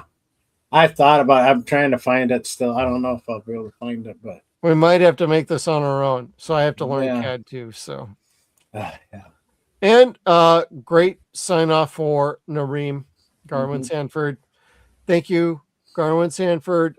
I know you're still alive. Don't get me wrong here, but like love this dude. He's been in so many TV shows I have followed for years. Yeah, we know he's still alive. It's Dr. Weir's like boyfriend thing. So and he's been in a few other Canadian Vancouver TV shows. So I got no problem with the man. Did fantastic. I would have liked to have seen him as a villain Ooh, in Stargate universe instead of as the he's a boyfriend of Tolan, Dr. so he is a Weir. villain. He is a villain. Well, speaking of villains, we might as well get on over to 2001, baby. Because in this one, as long as Gate World loads here, thank you very much. Written by Brad Wright and directed by Peter DeLuise. Yep. We get. Wait, where the hell's my? Oh, SG-1 encounters a potential new technology advanced ally in the war against the Goa'uld, though they do not know the dark secret of the Ashen. Darren, brother, we might need to talk about this synopsis a little bit because this isn't quite exactly right because SG-1 does encounter a new potential technologically advanced ally. However, this is a reference to a previous episode, 2010, written and directed by the same people. And quite frankly, the Ashen are MFers I'm going to avoid language at this point because I dropped enough bombs in the in the last segment of our show. But my God, this episode is like the Empire Strikes Back of the Ashen from 2010 to 2001. And Supreme Commander Thor, we know you have some ideas about this one. Gotta ask you, what are your favorite parts about 2001? I like the whole episode from start to finish, but specifically, just they know something is wrong with the Ashen. They just don't know what it is. Exactly. And Daniel and teal'c are trying to solve the mystery of what happened to the what were those guys called? The Volians. Yep. Because the Volians, not very many of them are here. And why? Why aren't there very many of them left? Especially when they were somewhat advanced. Yeah. As of about what was it, 100 years ago? Yeah. 200 years Around ago. our Yeah. core? Yeah. Yeah. It was like, So- oh my God. Yeah, so they find out, and then they trick the Ashen into reading a note which says the vaccine causes sterility. And that is how they were wiped out, just like in 2010 when they slowly vaccinated Earth into not going to exist after 100 years. This is called playing the long game. Yeah, these guys Oh, play the wow. long game. So I'm wondering, exactly how long these guys have. They give you a vaccine to double your lifespan, but they probably have one that quadruples their lifespan or something. They're not giving you the good stuff. They're giving you the tainted one that This makes you is the coup sterile. 2001, baby. Yeah. So generic form. Yeah. my only real complaint about the episode is I wish they would have held back on the naming the Ashen a little bit longer into the episode, instead of right at the beginning. I think they could have made it a little bit more of a mystery. But I mean, as soon as Mullum shows up, hey, you're that that scumbag that wiped us out before. But no, great episode. They did a really good job. And it just goes to show that not everybody you meet is here to help you. They might tend to help you, but they don't. They want your farmland. They want the whole planet. And I completely agree with you, Thor. Not to get too far ahead, but honestly, this was intended to be a 3-part arc. Joseph Malozzi has spoken about this at length. They intended this to be the middle part of the third piece, and it feels oh well, we aren't going to get that third episode, so we got to bring it back. So that's how this got shoehorned into basically the 2-part arc of 2010 to 2001. And super quick, I feel like that was a mistake to a point, because I like your idea. I really do. I would have not saved their name until the very, very, very end. Who were those people? Oh, they were the Ashen. And then you have that cliffhanger of, oh crap, we're not done with them, are we? But then it's also a foothold situation. Oh crap, we're never going to get back to their ass ever again. I wonder why they never went back to do the third part. This episode, it's very popular. I would have thought. But... Oh my God. Well, it is amongst the fans. I'm looking at Gay World's ratings right now, and I'm Mhm. like, wow, Darren didn't really like this one. Mhm. But the fans really like this one, and I really like this one Same. Yeah. because I like the callbacks and the Easter eggs to previous episodes, and the Ashen, they were a different sort of villain that we were getting from like the replicators, the Goa'ulds, the Anyone that was trying to take The control of us Ritu. instantly Yeah, these guys, were the total opposite. Like, yeah, They were- we'll wait. This was like the series from the 80s. Like, Yeah, oh, we're V. here to help you, but we're Yeah. really here to take over. We're just gonna wait for you all to die, and then it's all good from here. Mhm. It's like that long-term goal and planning from the Ashen from the previous season to this season.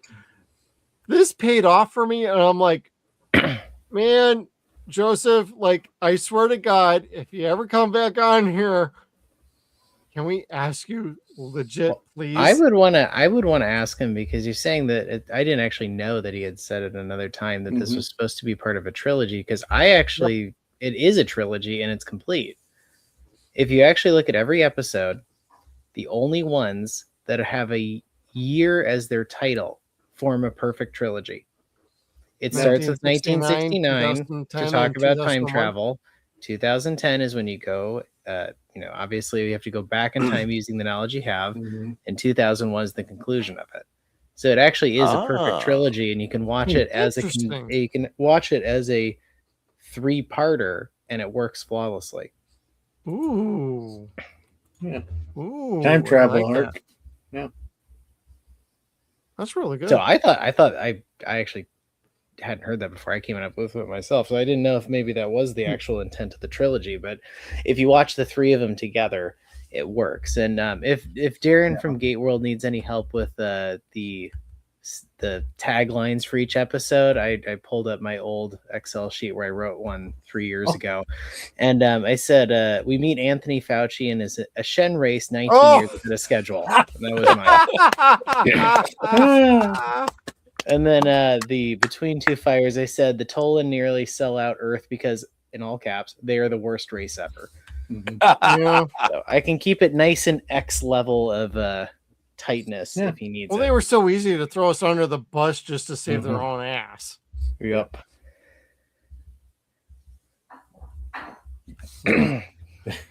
Oh man, yeah, I think that was in his blog or something. I do remember reading this at one point that there was intended to be a third episode. They just it didn't happen. And when the thought of like, oh, season 5 is the end of our show. Okay, great. We're never going to get back to this. Let's wrap it up now. I feel like they had to kind of shoehorn a little bit at the last act or two of this episode just to kind of wrap things up, because they didn't know if they were ever going to get back to it. But Sci-Fi Channel and Showtime were like, you know what, we'll trade. And they took Poltergeist: The Legacy. They took a bunch of other MGM properties. So that's how it ended up working out. But he can just say that it was a trilogy and it was all done. There you go. He's all set. He doesn't have to worry about it. You know what? I'll take it, because thinking about because the way Joseph described it was the third episode was going to be the Empire Strikes Back of the Ashen. So it was going to be like, assume the last 2 episodes of this were like, wow, that's kind of nasty, but we win. I think the next one was, oh shit, we screwed up and now we're really screwed. But yeah. One of my favorite parts about this episode is at the very end. Oh yeah, we gave them different gate addresses that start from the black hole and they get progressively darker. And it's like, yeah, they're going to be caught up for a while, or they're never going to get out of this loop. So I feel in that one line, they took care of the Ashen, no problem. Because they'll never get out of that black hole bullshit. Well, I mean, if they take their spaceship and start flying out, yeah. The iris helped us a lot with the black hole. It slowed down the time dilation. So it does make you wonder, What are the other worse addresses that get worse from the black hole, though? Yeah. Oh, we gave them 6, and they get progressively darker. Well, another observation I had on this episode, which makes you think, is, obviously they're talking about sustainability and the size of the population, all that, and they're very fretting over if your population's too big. But don't you find it interesting that all these planets are agriculture? Yep. And here's the question I have: who are all the people they're feeding? Yeah. Do they actually have a really big population and they're just lying about everyone else needing to have small populations? That's what I'm wondering too. Yeah, that would probably make sense. And so they have the great lie, but at the same time, they probably have a very large and populated planet, because why would you be outsourcing farming to another planet unless you don't have space for it? Now, one could say, "Oh, well, what if you don't have the right planet for it?" Well, then why wouldn't you live on the better planet? Yeah, like if they could take them from millions down to thousands, they can take them from thousands to 0 and take over the and just take over. They got their little biobacteria, radioactive bacteria that they can program to kill whatever DNA they want. They could easily take over the Volians. Yeah. Poor little planet with only a couple thousand of them left. Man. Now, Skeeter, anything else you like about this one? Yeah, there's a few things. Jack talking about how the people he met have no sense of humor several times, and that he doesn't trust people who don't have a sense of humor. And then we get back Sam's husband, well, technically, not yet her husband, but her dead, not husband. Yep, dead, not husband. Yeah, he's on that planet. He didn't go to the Shen planet where they open up the black hole, possibly. But Ambassador Joseph Faxon, who was played by Christopher Cousins, who we know has been in Breaking Bad, The Grudge 2, Wicker Park, and For the Love of the Game, just to name a few. He's a great actor. He's not super good, but he's pretty great at this, what he's doing here. And then the conference room. Is it my imagination, or did it get a lot wider in there? I think they took the... they took the table out. Yeah. Yeah, the table's gone, but I only got there's still 4 guys down the line here. So they took out the other table behind next to the sign. They took out the desk that was over there. And this happened. I was like, wow, this looks a lot larger than what it usually looks like when they show it. That's what she said. Yeah, I know. Is that still a blue sign behind the SGC logo back there? The blue backing? Yeah. Yeah. Yeah. So, okay. See, Tilk in a suit was kind of funny too. the mock turtleneck. Yeah, I know. That was my next note. Nobody misses the turtleneck. I swear to God, everybody. But yeah, then we start seeing Sam and Joseph starting to fall for each other, the way they look and talk, and he invites her to dinner. That's better than the mess room. Then this one I like to call "What Are You Wearing?"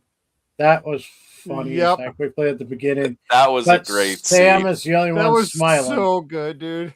But Daniel, yeah, with the sunglasses, dude. How many takes did they have to do to get them all to pop out one after another? They probably had to watch a shoulder move. Yeah. From, Jack, and then it went along the line as they were staring forward. That's my guess as a director. Just watch for the shoulder movement, and then you all start to kind of wait, what's he looking at? What's he looking at? Oh God! And then Tilk's just I love Daniel wearing the sunglasses because the teal'c's looking behind him like, what the frick are you wearing, bro? Yeah. That's why I put that at the beginning of the episode. But I know when we get the lines, Thor's got a full clip for this. All right. Then the harvesters were really cool, actually. Yes. I mean, and then the gate flipping horizontal. That was pretty cool too. Yeah. You know, That's it's like a callback to season 1. Yep. First Yep. commandment. Yep. So I mean, it's a pretty cool idea that they know, hey, instead of making a chute coming down to shoot it in, we'll just flip the gate over and drop it right in. This Really is a good great. job. And when they saw that, they're like, we'll take a few of those. Yeah. Yeah. Couple teleporters. Yep. Harvester. Yeah, I'd take a teleporter. Then we also meet Boring. I mean, Boring. Boring? Boring? Boring. Boring. Thor has Batman. Yeah. Boring? Played by Robert Moloney. Poor guy, he's known as boring now. Yeah. But he has quite the IMDb. The Reverend. Yep. You, Me, Her, Unspeakable, Hell on Wheels, and he was even on a show that we like, Jeff, Resident Alien as Tanner Corrington. I know, bro. So, then we meet Keel, who's played by Howard Siegel, who has been in The Man of Steel, Arrow, Black Christmas, Lucifer, and he's also been a voice actor for video games like Ghost Recon Breakpoint and Far Cry 5. So, pretty good. And then I wonder who he played in Far Cry 5, because I played that one. I didn't look it up, to be honest. Okay, I'll look it up after. It was just Far Cry 5. I'm just interested. Maybe he played a villager. So, this is Dion Luther. Yeah. Also, we got our favorite guy we hate, Mullen. As we see, he is a very nice dude. I've met this guy once. Dion Luther is who he is. So nice. And he also played an Asgard council member. Yep. A couple episodes ago. So I thought that was pretty interesting. I didn't realize. I was like, oh, wait a minute. Oh, Jeez, yeah. Thor, He did use I his think voice. you'd know who this guy was. No, I'm kidding. And being somebody that lives in the Midwest, Wisconsin, farmland, I agree. I hate when that damn iron root pops up. Oh, man. Jeez. Yeah, that's some nasty stuff, dude. So this kind of leads back to what we're talking about. How long has this civilization been gone where they don't know what a steel girder is? I mean, like you said, it's always been like this since I was a kid. I was adopted by the Ashen, and I grew up here, and it's like about 100 years. Yeah, it was the easily. estimate. Yep.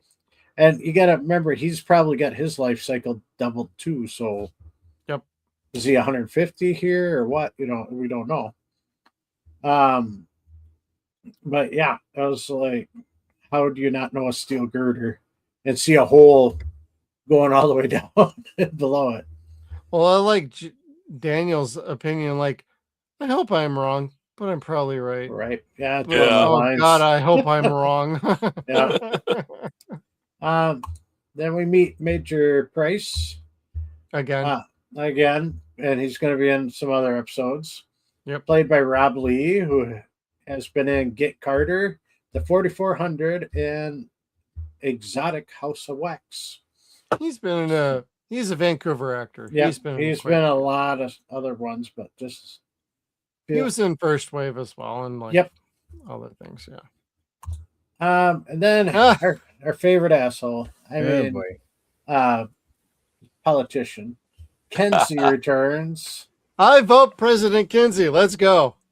He hops in the limo, looks at Jack, and goes, "Hello, Colonel Starsky." Or is it Hutch?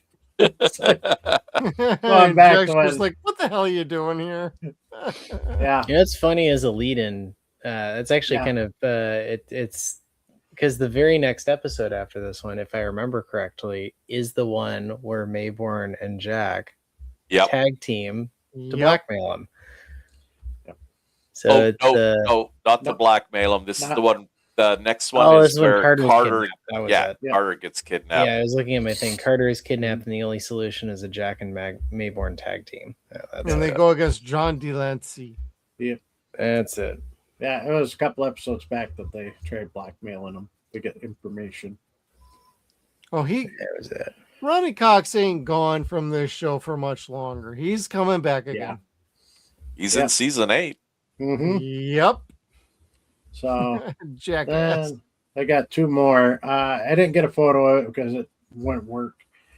Sam tricking Boren to translating. Can you read this out loud for me? And he's like, yeah. Sterilization. Yeah. And then Mullen's face, like, oh, you just. He knew right away that the jig was up. And then finally, Jack yelling at Kinsey O'Neill with 2 L's, but he's holding up 3 fingers. And earlier in the episode, it was 2. Yeah. So it's like, this is like the 3rd time I'm telling you, jackass. Yeah. That's how I understood this scene. It could have Maybe been, it was the 3rd it take. could have been any other like explanation, but this is my head canon for how he's like 2, 3. Yeah. I'm like, this is the 3rd time I'm telling you. But that's what I had for scenes. This was a really great episode. Written well, done well.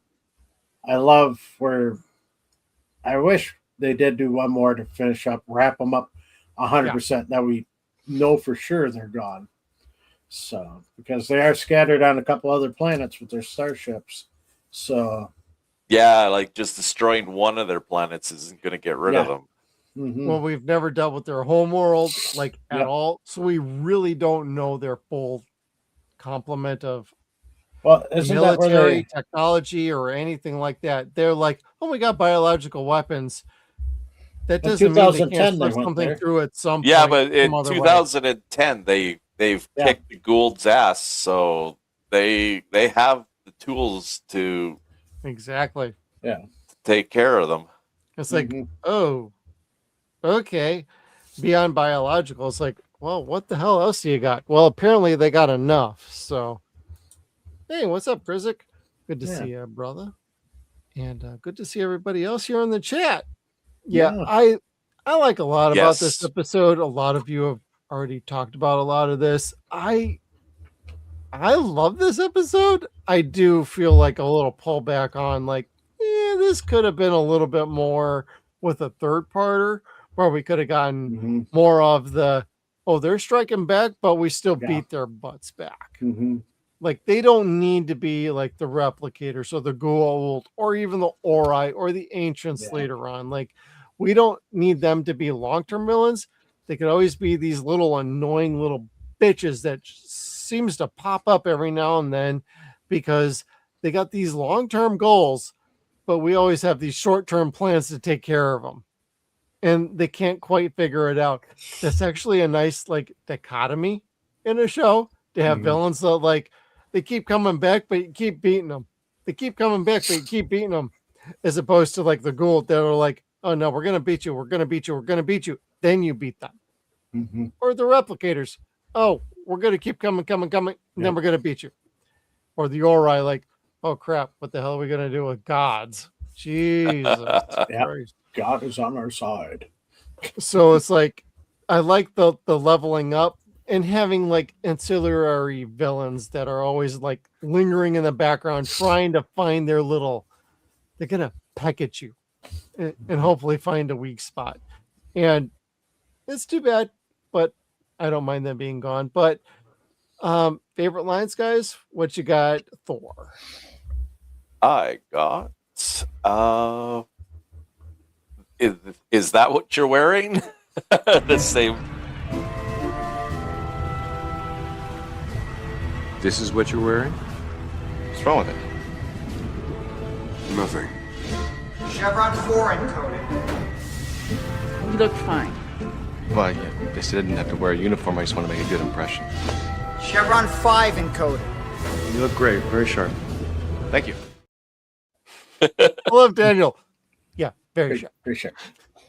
Oh, man. And I have an appointment. I have an appointment. No, you don't. You should have heard the president when he heard you were coming to change his mind. Man, oh man, he can be cruel. The treaty's a mistake. You were the one who recommended it in the first place. I was wrong. Hell, this was worth it just to hear that. Sorry, that Jack. ain't wrong. And clip 3 is we dodged a bullet. 2 L's.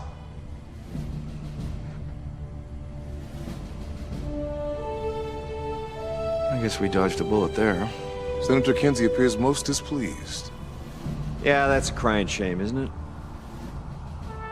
I just hope we don't regret giving them those gate addresses. I don't think we will. First one being a black hole and all. They get progressively darker after that. I really want to know the progressively darker. I do too. I could think of like some of the other worlds they decide never to go back to, like that living water world. Oh, they could send them to the giant prison bugs. planet. Yeah. Oh yeah, Bane, the bugs. Yeah. Giant stinging bugs. But I want to know the list though. Yeah.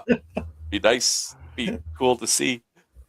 I'd send them back to that electric world Yes. that they couldn't even get a map through without screwing them up on the other side. Oh, that'd be nobody a good could one step too. through. Yeah. That would be excellent to like really mess up their Mm-hmm. computers and stuff for a while. After like if they survived the black hole one, I guarantee you they try one more and be like, we're not trying anymore after this. Yeah, we're done. We're tapping out. And Jack, do you have any favorite lines about this one?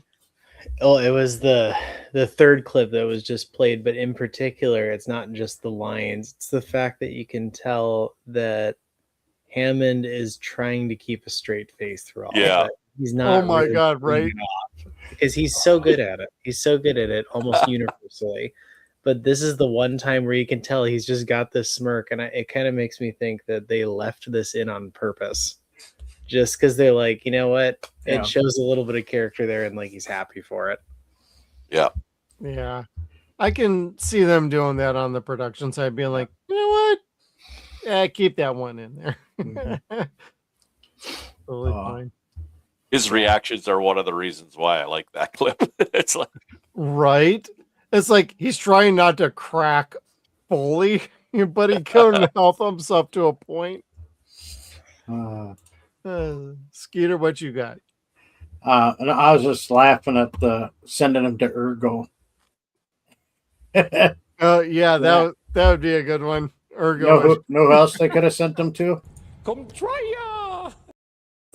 Oh no, you did not just do that to me. That would be awesome. Can you imagine the show? I'd be like, what's going on? then he replaces them all with robots. Yeah. I send them to Ergo because Ergo would get in their minds and be like, Yeah, what are you doing people here? with no sense of humor with ergos stuck in their heads. Yeah. Just Probably saying. kill themselves. For lines, yeah, the continuing of the first video, it's the shoes. They're going to get ruined. It's a farm planet. So, teal'c saying, have you discovered something, Daniel Jackson? Daniel, oh God, I hope not. Probably though. teal'c saying it would be wise, or it would not be wise to attempt that again, Daniel Jackson, as they're coming out of that library building. So it's crumbling.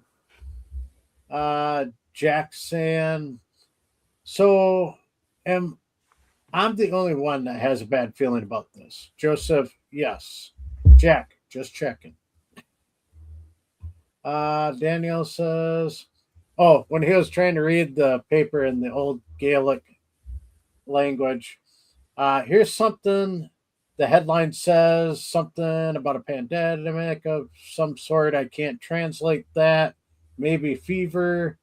Now, assuming the Ashen are the newcomers in this article, they've proven and can't translate that word either, but it appears to have some sort of vaccine, and the following.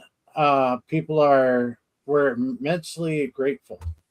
So I just love how he's like, I can't translate. Just, we'll figure it out later. And then, yeah, the last one I had was the final clip we played. Right on. Yeah, there's some good dialogue in this, and I think overall, like, there's a lot of good story and good character moments in this, and a good resolution to the story that was set up in 2010. So, and Brad Wright wrote this one, so he followed it up very, very smartly, and I appreciate the effort and the time they took into this. Everybody did a great job. Everybody had a role in it. We had Walter. We had basically everybody except for Doc Frazier. Man, do not do what you do to Doc Frazier.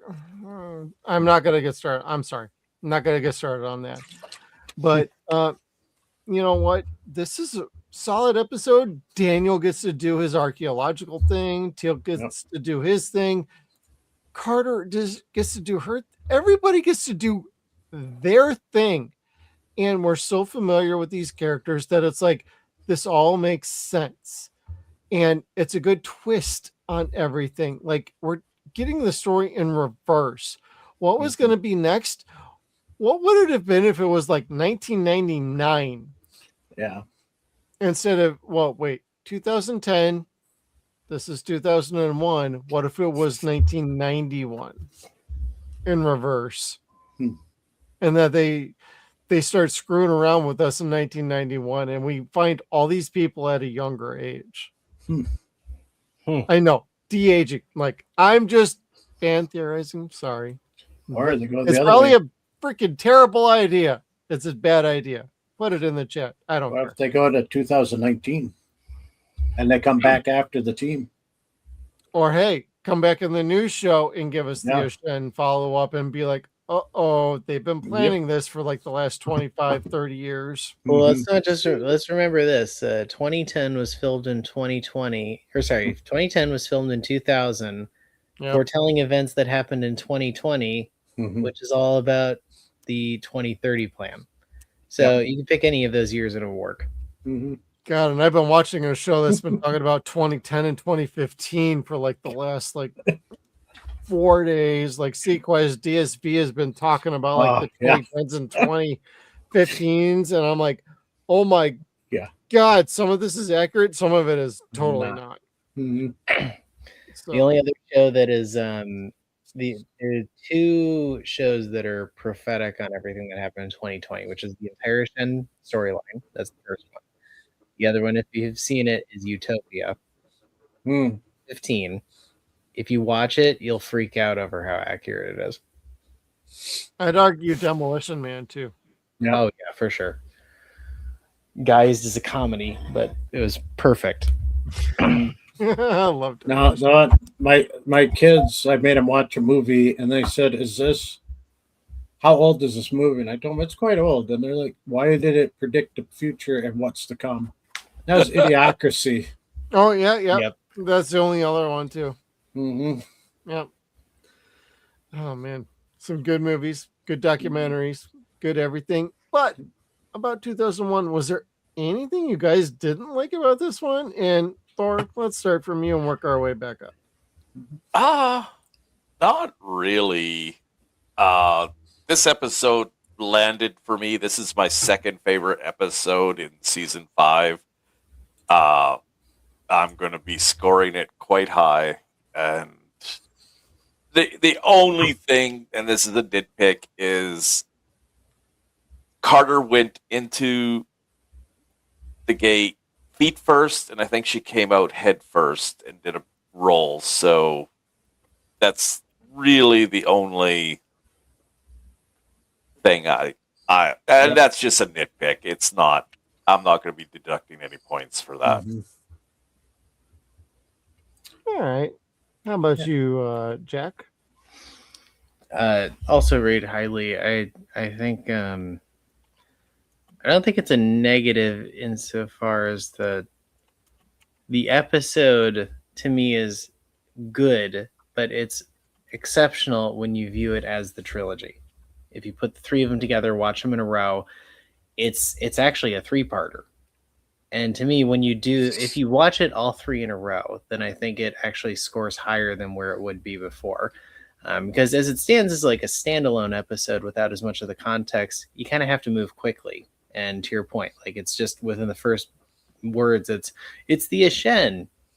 Their name is the Ashen. Literally, they have to repeat it. That's the negative part. Beaming. Yeah, it's kind of like when that terrible Star Trek Into Darkness movie happened, and they're like, "Oh and his God, name is Khan," and everyone's like, "Whoa!" And you're like, "Well, why would?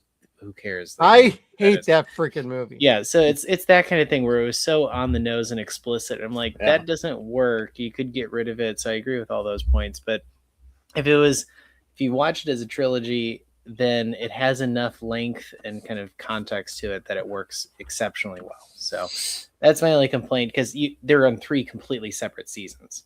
So you have to piece it together, and it's not just one after the other after the other. Gotcha. And how about you, Skeeter? Not much. I love this episode, but Thor kind of brought it up. She did go in kind of feet first. So it was like she was dropping while, in a seated position when she went through, but then she came through head first and did like a backflip onto everything. The other thing is Sam would have been hit by the event horizon when she was hanging off that ship. Yeah. That was like, she's like, "Nope, you missed me." And they're like, no. When they're hovering over, you were in the middle. You would have been hit easily. But that was the only nitpicks I had for it. I didn't really have a problem with this episode, like in the slightest. And I almost brought up the clip of Carter finds love, but it's like, we already did that. It's just a repeat, basically, of 2010. So it's like, I'm not gonna play that again or do a new clip because it negates itself. Yeah, it's the same guy, and Same he's totally way. sweet on her. And she just lost Nareem in the last episode. Like, man, Yeah, she's on then the she rebound, loses man. this guy too. Yeah. Oh man. She's on the rebound, baby. Well, that's She one way to likes get her rid of a men guy. like she likes everybody else, like dead and gone. But then we get a boyfriend in the next couple of seasons that was like, please go away quicker than everybody else. Sorry, Peter DeLuise, we didn't need you on this one.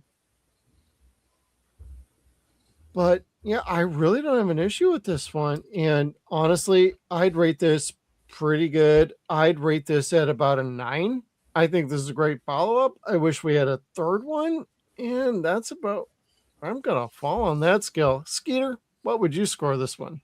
I really enjoy this one. I love the Shen storyline. It is very realistic and probable what had happened if we didn't know that we shouldn't go to their planet. So it had probably happened again if we didn't have that note.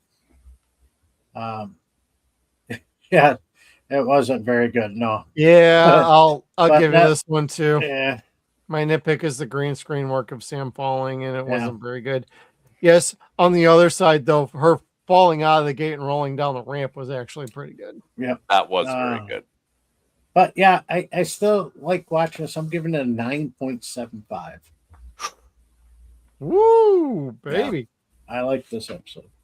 Jack, your girl got flown through the gate. What are you going to score this one? Did she land on the landing, or did she have a good dive through the gate? Well, she's in bed now, so I could speak freely, but because this is recorded, I'm going to say she did a great job. So I'm going to rate this episode at, it's tough. Like I can't make it a 10 because episodes like Lost City, where there's that extra tension and everything, has to take the cake of something like a 10 out of 10. Yeah. But for all the episodes where you don't have that kind of immediate action and whatnot. This scores really highly. So if it's just its own episode, I actually would only give it an 8. But if you put all 3 of them together, then it's like a 9.5 because it's just such a powerful trilogy in a row. Well, thank you for bringing that up. That's actually pretty fair. And Supreme Commander Thor. I'm going to join Skeeter with a 9.75. The 10 in this season will be reserved for an episode that's coming up very shortly. Oh, you mean like next week or something? Maybe. Well, that has been a wild night tonight, guys. Thank you all for joining us tonight. Skeeter, Jack 2Ls, thank you for joining us, and Supreme Commander Thor, as always. Jack, before we sign on out tonight, you want to let everybody know where they can find you on, I believe, just X, correct? The X, Twitter, whatever it's called now, the posts, the tweets. We'll name it. It's fine. Yeah, exactly. So it's Jack 2L O'Neill. I post random musings of fun Stargate stuff. And you should also follow Captain Carter as well, because she posts more fun things about her cooking and our wild kids and stuff. Yes. So that's a little less Stargate related, but she always tries to make a loop back to Stargate, so it works out. She's fun, man. I like her. She's pretty good. I would hope so. Remember, she can watch this tomorrow. She can. Absolutely. We're at the end, so maybe she's not going to get to that point, but she's beyond excellent. We'll say that. There you go. I'm going to say that's myself. awesome. And Supreme Commander Thor. You can find me over on X/Twitter as well. I am at every Stargate frame in order, and we are working on Message in a Bottle. And if you join me over there, you can also follow my buddy John at every SGA frame in order, and he just started a brand new episode. He's only about 20 frames in, and it's Poisoning the Well for Stargate Atlantis. There you go. Another good episode. So come follow us and let us know what you think of our screenshots. Yeah, absolutely. And I'm also here every Thursday nights on the Stargate Files on Suns and Shadows. Right on. And Skeeter. Before I do, special shout out to my sister finally getting to watch the show. She always says she wants to watch it and forgets. But tonight she just messaged me a while ago. She tuned in. So hey, subscribe, sis. Come on. So you confuse her. So you can find me on Facebook, Instagram, Threads under the Stargate Files. On X, it's Skeeter, the Stargate Files. So you sign up to our pages. We'd love to hear from you. We'll start posting some more stuff. Yep.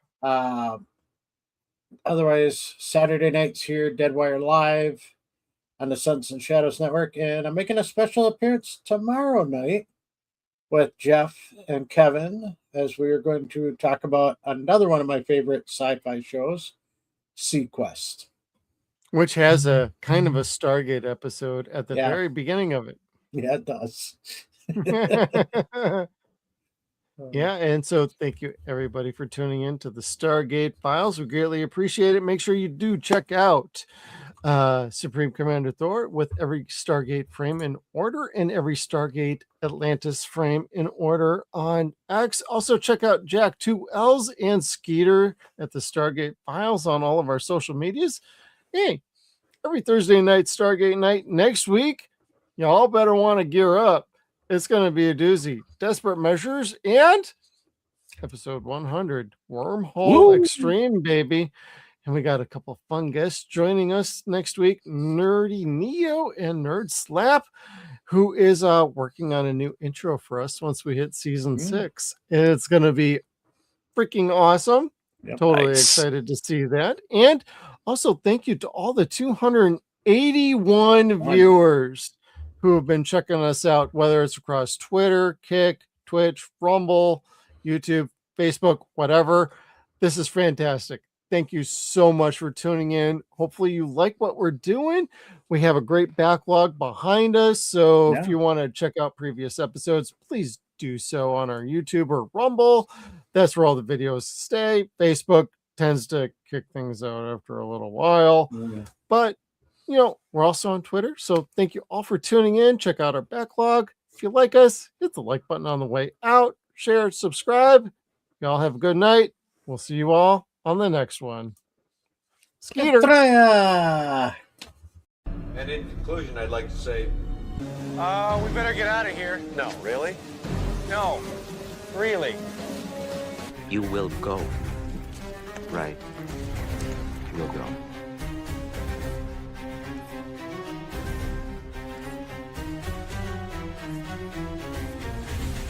Think it gets showtime?